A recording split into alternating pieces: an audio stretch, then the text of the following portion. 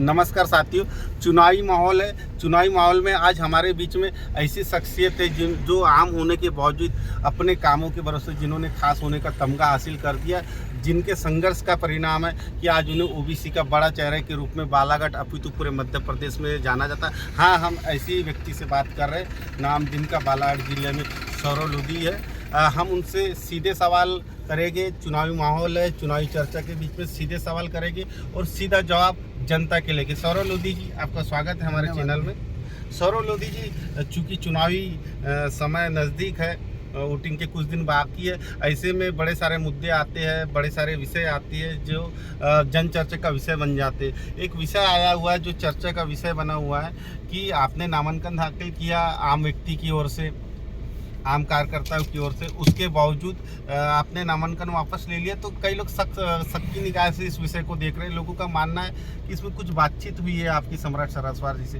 तो क्या मामला है ये पूरा?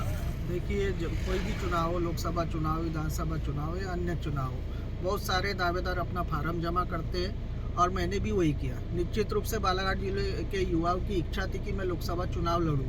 मैंने आखिरी तक हमारी जो पार्टी है कांग्रेस पार्टी, उससे टिकट की आस लगाया था। तो निश्चित रूप से मैंने फार्म जमा किया था। लेकिन जब टिकट मुझे नहीं मिली, जब हमारी कांग्रेस पार्टी ने सम्राट सिंह सरस्वत जी को टिकट दे दिए, तो निश्चित रूप से हम पार्टी के साथ खड़े हुए। और जो हमारे प्रदेश स्तर के नेता, हमारे कांग्रेस पार्टी के प्रदेश अध्यक्ष जीतू पटवारी जी, हमारे बालाघाट लोकसभा के प्रभारी आदरणीय ठाकुर रजनीश सिंह जी, हमारे नेता कमलेश्वर पटेल जी, हमारे कांग्रेस पार्टी के जिला अध्यक्ष संजय उइके जी, वरिष्ठ कांग्रेस नेता विश्वेश्वर भगत जी, सभी लोगों ने मुझे समझाइश दी कि सौरभ, आने वाला समय युवाओं का है और निश्चित रूप से आने वाले 5 साल के बाद में आप जैसे युवाओं को जरूर पार्टी में सम्मान मिलेगा। सभी वरिष्ठ नेताओं की समझाइश के पश्चात मैंने निर्णय लिया और खासतौर से जो हमारे समर्थक युवा थे उनसे बात किया। उन्होंने सभी ने बोले कि आज हम लोगों को संविधान को बचाने के लिए, लोकतंत्र को बचाने के लिए कांग्रेस पार्टी के साथ खड़ा रहना चाहिए भैया। इसलिए मैंने निश्चित रूप से जो 30 तारीख थी, 30 तारीख को अपना जो निर्दलीय प्रत्याशी के रूप में फार्म जमा किया था, उसे मैंने उठाने का काम किया। आज जो इस तरीके के आरोप लग रहे, पूरे आरोप निराधार है।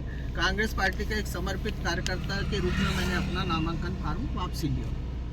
सौरव लोधी जी, मैं देखने में आ रहा है कि पैराशूट वाले नेता हमने बहुत सारे देखे, लेकिन ग्रामीण अंचलों से कोई एक लड़का है जो अपने संघर्षों के बदौलत जिसने एक बड़ा मुकाम हासिल किया है। आज आप ओबीसी चेहरे के नाम से जाना जाते, तो किस तरीके का संघर्ष रहा, किस तरीके के प्रयास रहे और कैसा रहा आपका ये सफ़र जिससे आपको एक बड़ा तमगा मिल गया, आप बड़े नेताओं के बीच में स्थापित हो गए?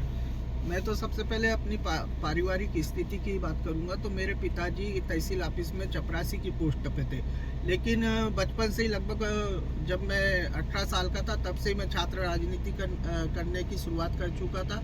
मैं अपने स्कूल लाइफ में साला नायक रहा हूँ। फिर कॉलेज में पहुँचे तो कॉलेज में मैं एनुसाई का ब्लॉक अध्यक्ष रहा, छात्र संघ चुनाव लड़ा हूँ, छात्र संघ चुनाव जीता हूँ। उसके बाद मात्र 22 साल की उम्र में मुझे कांग्रेस पार्टी ने पार्षद का टिकट कटंगी से दिया।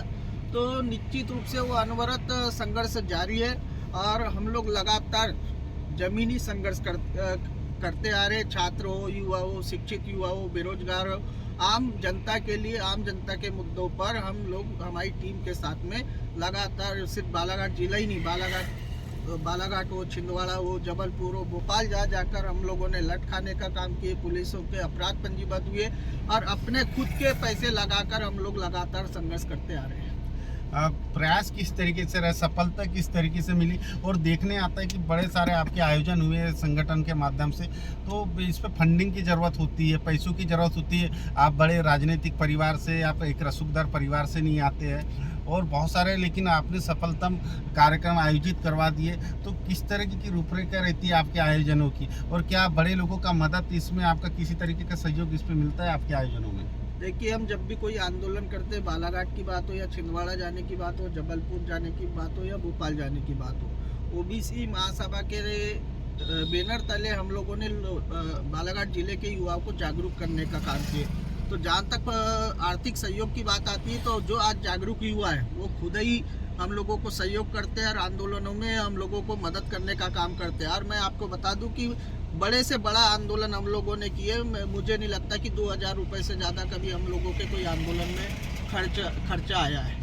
ऑटोमेटिक जो जागृति युवाओं में आई है, छात्रों में आई है, कॉलेज के स्टूडेंट में आई है, कोचिंग संस्थानों के स्टूडेंट को आई है, तो वो अपने स्वयं के विवेक से हम लोगों के आंदोलन का हिस्सा बनता है, जिसके कारण हम लोगों के हर आंदोलन आज तक सफल हुए हैं। अपन आंदोलन की बात करें तो प्रमुख आपके आंदोलन जिनसे लोगों में सफलता आप लोगों को मिली है?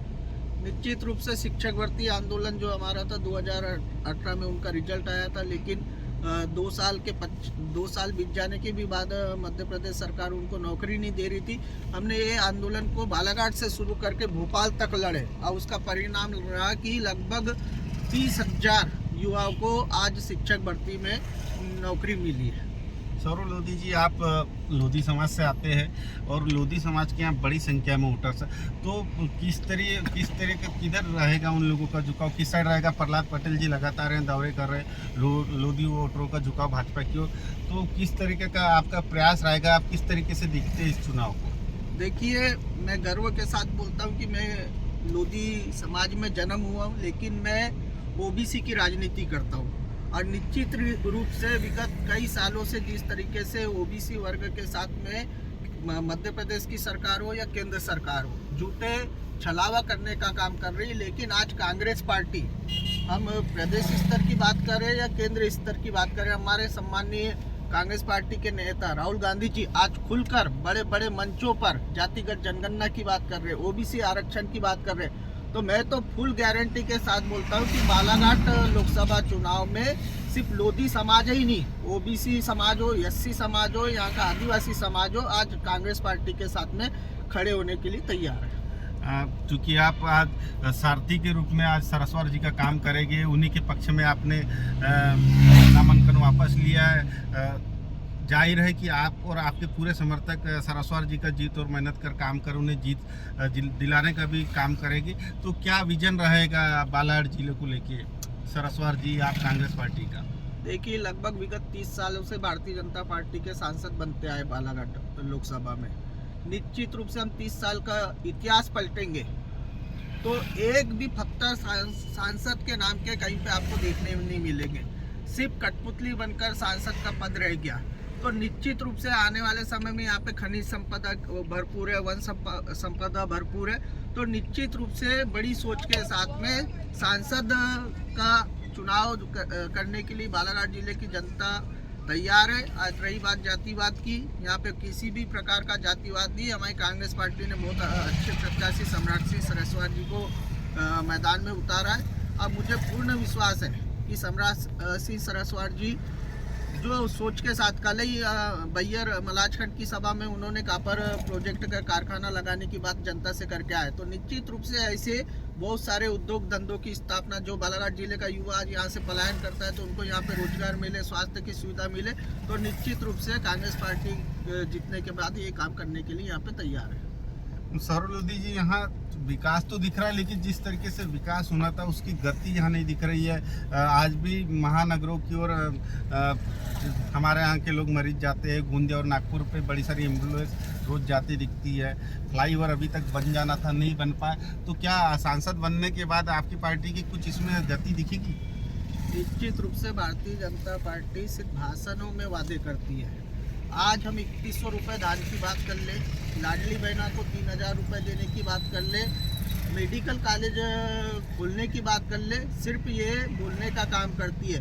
30 सालों में सिर्फ आज जो ज़मीन पर दिख रहा है वो ओवर ब्रिज दिख रहा है, जो अभी भी तैयार नहीं हुआ है। निश्चित रूप से कांग्रेस जो बोलती है वो ज़मीन पर भी करने का काम करती है। अगर कांग्रेस पार्टी का सांसद बनता है, निश्चित रूप से मैं दावे के साथ बोल रहा हूँ कि बालाघाट सिवनी लोकसभा से कांग्रेस पार्टी जीत रही है और जीतने के पश्चात जितने वादे हमारी कांग्रेस पार्टी घोषणा पत्र में करेगी, निश्चित रूप से उससे ज़्यादा वादे जमीनी स्तर पर आपको देखने मिलेंगे। आखिरी सवाल सौरभ लोधी जी, बालाघाट जिले का बहुत चर्चित मामला था डबल मनी, उसमें अभी तक न्याय नहीं मिल पाया है। पुलिस ने पहले आओ पहले उपाय बोली, उस पर भी कहाँ तक प्रोसेस पहुँची समझ नहीं आ रहा है। और ऐसी कंडीशन में जिस तरह की खबरें हैं, कई लोग इसी वजह से अगर उनको समय पर न्याय नहीं मिल पाया तो लीला समाप्त कर सकते हैं, मजबूर में अपनी जीवन लीला समाप्त कर सकते हैं। तो क्या आप विपक्ष में है, आपके सांसद बनेंगे, इस मुद्दे को किस तरीके से उठाएंगे? क्या सड़कों में लड़ेंगे? आप बहुत सारे आंदोलन करते, क्या ये विषय आपका आंदोलन का रहेगा?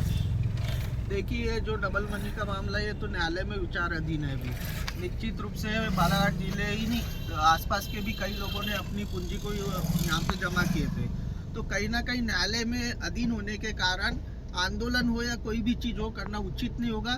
निश्चित रूप से अगर कांग्रेस पार्टी यहाँ पे सांसद का चुनाव जीतती है तो निश्चित रूप से सांसद जी को बोल के हम ये मामले में गति लाने का काम करेंगे और जो पीड़ित लोग हैं उन लोगों की जो राशि जमा है उनको वापस दिलाने के लिए बढ़ता कोशिश करेंगे। तो साथियों से आपने देखा कि मेरे कैसे ओबीसी के जो बड़े नेता है जिनके नाम की चर्चा आज हमारे ज़िले में हो रही है, विषय बना हुआ था सौरभ लोधी जी का, तो उन्होंने स्पष्ट कहा है कि मैंने अपने जो वरिष्ठ लोग हैं उनका मार्गदर्शन लिया, उनसे जानकारी लिया और मेरी एक प्रमुख मांग थी, कार्यकर्ताओं को लेकर की मांग थी कि एक आम कार्यकर्ता को उसका अधिकार कब मिलेगा, वो कब टिकट का दावेदार बनेगा। तो इनके द्वारा बताया गया कि वरिष्ठों ने इनको आश्वासन दिया है कि आगे आप जैसा ही व्यक्ति को टिकट वितरण में आप लोगों की सहभागिता रहेगी, पैराशूट से कोई उड़कर आएगा उसको हम टिकट नहीं देंगे। तो इस तरीके के कड़वे सवालों के कड़वे हमने जवाब लिए हैं और आगे भी इस तरीके की बड़ी पर्सनालिटी से हम आपको रूबरू कराते रहेंगे।